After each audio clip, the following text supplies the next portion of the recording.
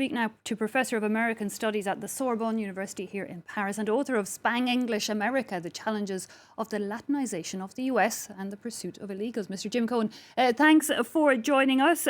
Given your expertise, maybe we'll start with a question on that Latino vote in the United States. It generally seemed to largely sway for the Democrat Party. How big a role do you think it has played this time around? It looks like Trump has taken more of that vote than he did 4 years ago.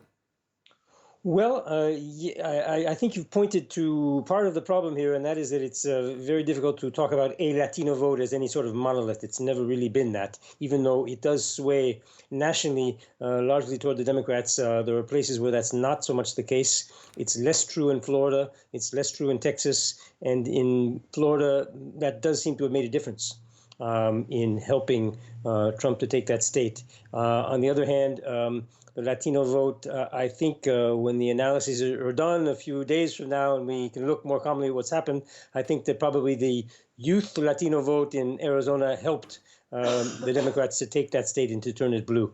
That's been the tendency for a while, and it's now a confirmed tendency. The two candidates in these presidential elections so vehemently opposed when it comes to immigration. You have Donald Trump, who once again in this campaign period said he's going to continue with the construction of a wall along the border with Mexico. Joe Biden saying the first thing he'll do is stop it. Racism also a hot button topic in the US. How do you see voters' reaction to this issue? Does it break down on where people live in the United States, or is there a different division? Well, it does break down. I mean, clearly on the two coasts, you see many more Democratic voters who are horrified by what they see in the way of division, the way that Trump has systematically stoked division between black and white, between immigrant and non-immigrant, between, all sorts of polarization has been going on. And Donald Trump has been stoking that and trying to put that to his advantage.